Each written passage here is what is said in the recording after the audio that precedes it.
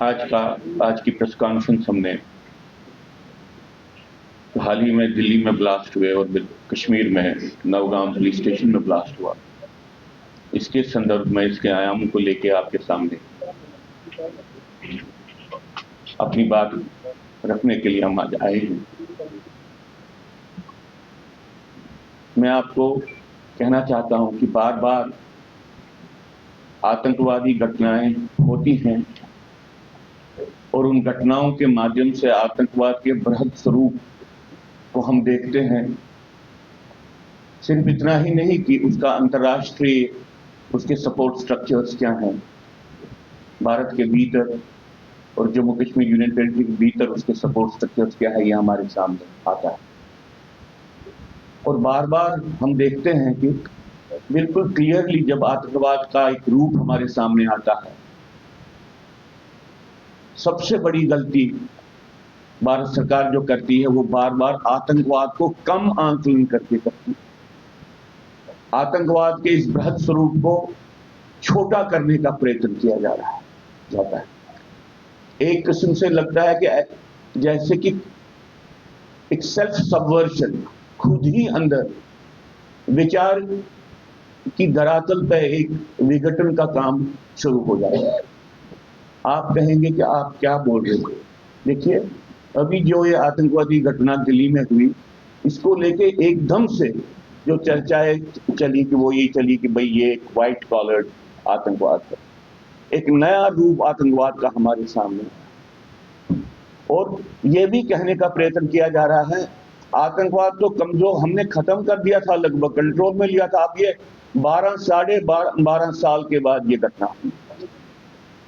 हम ऐसे विचारों को लेकर चिंतित हो जाते हैं, क्योंकि जब ऐसी बातें सामने आती हैं तो हमको लगता है कि आतंकवाद को सही मानों में रिस्पॉन्ड करने के लिए भारत की सरकार, भारत का राजनीतिक तंत्र अभी तैयार है। ये जो अभी हुआ, ये कोई व्हाइट कॉलर टेरर के कोई नया मॉड्यूल नहीं है। जेकेएलएफ की लीडरशिप का एक बहुत बड़ा हिस्सा व्हाइट कॉलर था। जमात इस्लामी के तंत्र का एक बहुत बड़ा हिस्सा व्हाइट कॉलर था। गवर्नमेंट सर्विस करने वाले लोग, ऐसे लोग जो मेडिकल प्रोफेशन में हैं, ऐसे लोग जो ब्यूरोक्रेसी में हैं, ऐसे लोग जो जिसको आप कहते हैं एकेडमिया में हैं। ये आज कोई नई घटना नहीं। तो पहली बात तो है कि ये समझें कि इतने साल से राजनीतिक तंत्र ने और यहाँ की गवर्नेंस की व्यवस्था ने अंदर से एक ऐसे सिस्टम को पाला है जिसमें सिस्टम के भीतर उससे फायदा लेने वाले लोग आतंकवाद और अलगाववाद के साथ जुड़े।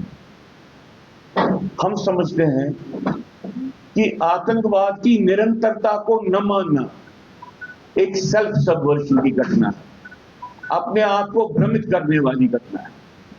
आतंकवाद कोई छुटपुट घटना नहीं है, एक बड़े जंग का एक हिस्सा है जिसको जंग करने वाली जिहाद बोलते हैं। और एक हर एक स्तर पे है।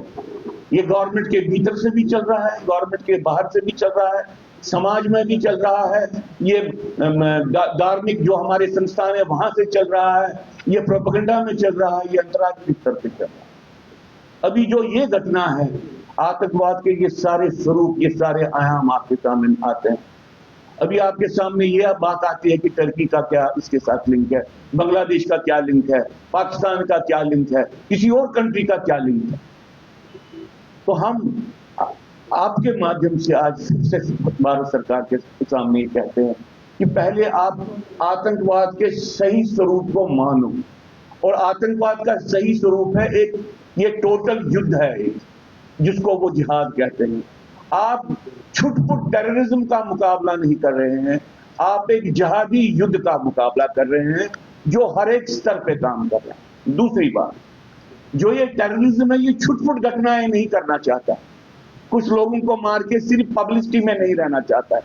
आपके सामने आयाम है अभी कि अगर 3000 किलोग्राम का एक्सप्लोसिव मटेरियल मिला है, जो लोग इसका इस्तेमाल करते हैं वो कितने लोगों को मारना चाहते हैं। आपको इस आतंकवादी घटनाक्रम से ये मालूम पड़ा है कि लोग जहर बनाने की कोशिश कर रहे थे। वो लोग जो हमारे ही इंस्टीट्यूशन से पढ़ के या हमारी स्पॉन्सरशिप से लेके बाहर के कंट्रीज में पढ़ने गए थे, वो ऐसे जहर बनाने की सोच रहे थे जिसमें हजारों लाखों की संख्या में लोगों को मारा जाए। इसलिए निवेदन है भारत सरकार से, अब ये जो एक घटना घटी है इसके बाद वो आतंकवाद के स्वरूप को समझे। ये एक बड़ा युद्ध है, ये कश्मीर के माध्यम से अंदर घुस रहा है लेकिन पूरे भारत को खत्म करना चाहता है और इसका प्रमुख लक्ष्य हिंदुओं का जाति विध्वंस करना है। इसका मेन आइडियोलॉजिकल टारगेट ये नॉन मुस्लिम्स पे एम्ड है, ये हिंदुओं पे एम्ड है। इस बात को समझना चाहिए। भारत सरकार अभी तक जो भी टेररिज्म के बारे में कह रही है, हमको लगता है कि वो टेररिज्म को खुद सेकुलराइज कर रहे हैं, खुद ये कहने की कोशिश कर रहे हैं कि ये जो एक आतंकवाद है इसका कोई वैचारिक स्वरूप नहीं है, इसका कोई धर्म नहीं है और ये किसी समाज के खिलाफ नहीं है। ये भारत सरकार खुद बोल रही है, खुद एक डिसइंफॉर्मेशन कर रही है। और अगर ये डिसइंफॉर्मेशन चलती रही तो वो इस लड़ाई का मुकाबला नहीं कर पाएंगे। मैं आपको एक और बात कहना चाहता हूं कि देखिए, इस घटना से पहले पहलगाम मैसेकर हुआ, पहलगाम मैसेकर से पहले शिवखोड़ी में मैसेकर हुआ, शिवखोड़ी मैसेकर से पहले डांगरी में मैसेकर हुआ, डांगरी के मैसेकर से पहले 2 बार हिंदुओं को कश्मीर से निकाला और उससे पहले बालतल में मैसेकर हुआ। ये सारी घटनाएं हो रही हैं और भारत सरकार अभी भी टेररिज्म को एक छोटी घटना के रूप में ले रही है। भारत सरकार ने हमको ये कहा है कि अब टेररिस्ट एक्ट एक प्रॉक्सी एक्ट नहीं माना जाएगा। हम इस बात से सहमत हैं कि सब चीजों के पीछे एक बहुत बड़े पैमाने पे पाकिस्तान का तंत्र है, लेकिन जो अंदर आपकी जो लोग आपको ये बोल रहे हैं कि आप इस बात को नहीं मानिए कि इसके ऑब्जेक्टिव जिनोसाइडल हैं, वो विघटन कर रहे हैं। जो आपको ये बोलते हैं कि जहाद को एक छोटी घटना कह के बताइए, वो विघटन कर रहे हैं, वो अंदर से सपोर्ट करते होते हैं। और सबसे बड़ी बात मैं अंत में कहना चाहता हूं कि यहाँ का राजनीतिक तंत्र, हमको तो नहीं लगता है कि महबूबा मुफ्ती कहीं पे कोई ऐसी बात करती है जो जमात इस्लामी से कुछ अलग है। हमको तो कहीं पे ये नहीं लगता। हमको कहीं पे ये नहीं लगता है कि उमर अब्दुल्ला साहब ये समझते हैं कि जो ये आतंकवाद है ये एक बीमारी की तरह से समाज के भीतर से निकल रहा है। हम ये नहीं कहते कि पूरा समाज इसके साथ है, लेकिन ये बीमारी समाज के भीतर है, इसकी चिंता वो कब प्रकट करेंगे। सिर्फ ये कहना कि सारे लोग टेररिस्ट नहीं है, ये भी तो कहिए कि हमारे समाज के भीतर से हो।